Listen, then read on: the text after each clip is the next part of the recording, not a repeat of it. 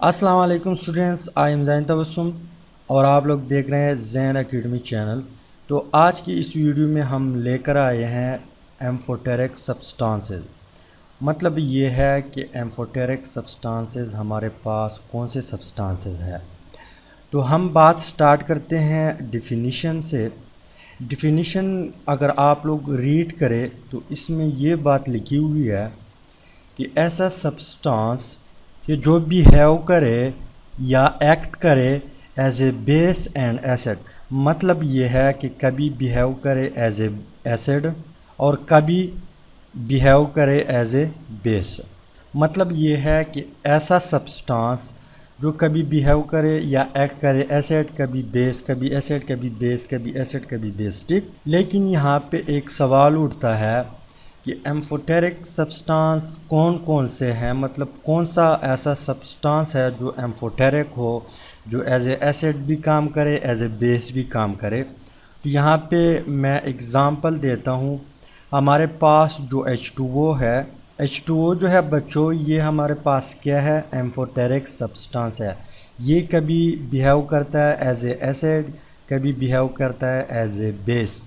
लेकिन यहाँ पे एक दूसरा सवाल क्रिएट होता है कि हमें कैसे पता चलेगा कि ये कब एज ए बेस काम करेगा, कब एज ए एसिड काम करेगा।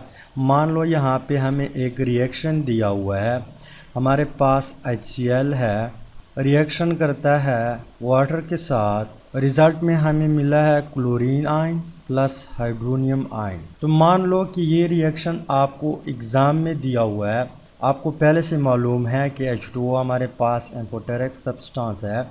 लेकिन यहाँ पे आपसे इस तरह क्वेश्चन पूछा जा सकता है कि यहाँ पे जो वाटर है ये एज ए बेस काम करता है या एज ए एसिड काम करता है।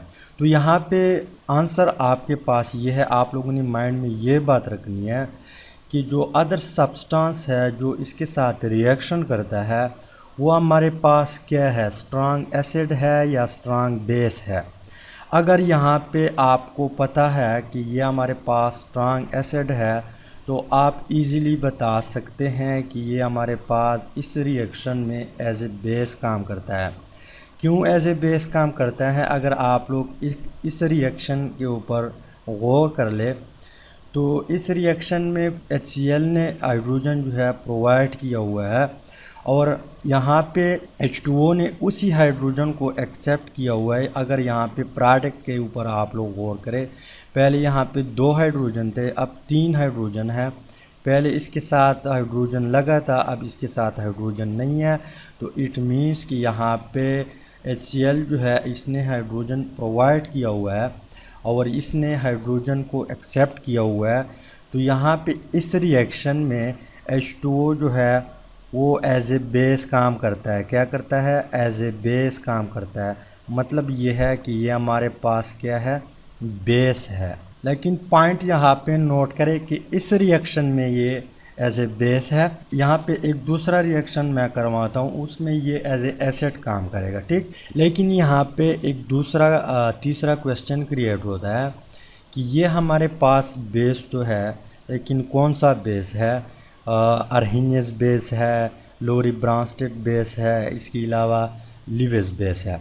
अगर आप लोगों ने सही तरीके से जो है पढ़ा है कि अर्हीनियस कंसेप्ट को, इसके अलावा लोरी ब्रांस्टेड कंसेप्ट को या ब्रांस्टेड लोरी जो भी आपका है, ठीक है, या लिविस कंसेप्ट को, अगर उसको आपने सही तरह पढ़ा है तो आपको पता चल सकता है कि ये हमारे पास कौन सा बेस है।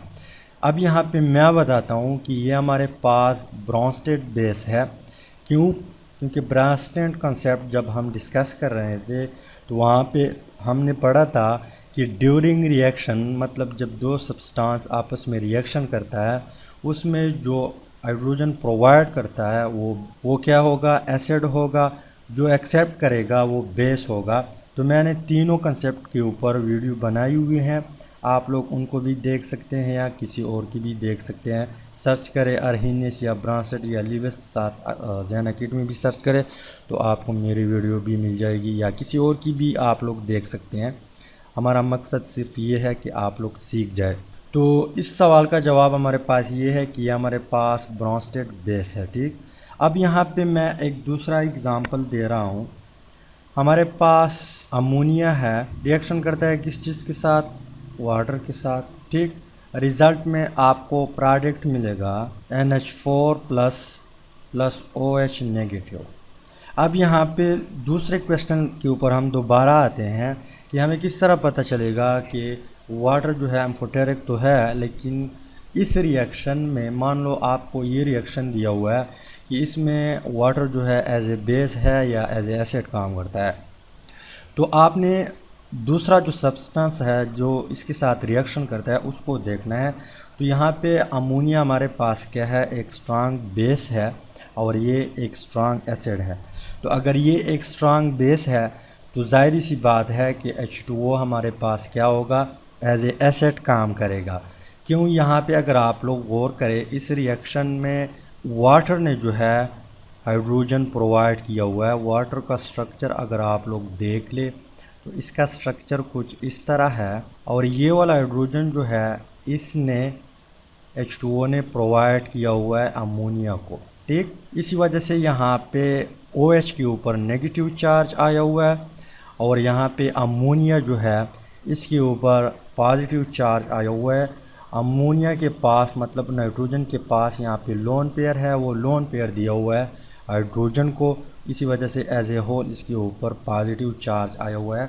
और इस आयन को हम क्या कहते हैं, अमोनियम आयन, और इसको हाइड्रो ऑक्साइड आयन कहते हैं। तो यहाँ पे आंसर ये है कि यहाँ पे ये एज ए एसिड काम करता है। क्यों एज ए एसिड काम करता है, क्योंकि इसने हाइड्रोजन प्रोवाइड किया है, इसने हाइड्रोजन प्रोवाइड किया, इसी वजह से ये हमारे पास एसिड है और इसने उसी हाइड्रोजन को एक्सेप्ट किया, इसी वजह से ये हमारे पास बेस है। तो मतलब ये है कि ऊपर रिएक्शन में ये एज ए बेस काम करता है और नीचे रिएक्शन में एज ए एसिड काम करता है। तो ऐसा सब्सटेंस जो कभी एज ए एसिड काम करे कभी एज ए बेस काम करे, ऐसे सब्सटेंस को हम एम्फोटेरिक सब्सटेंस कहते हैं। मज़ीद यहाँ पे मैं एग्ज़ाम्पल दे रहा हूँ लेकिन क्वेश्चन फॉर्म में, लास्ट में मैं आप लोगों को बताता हूँ।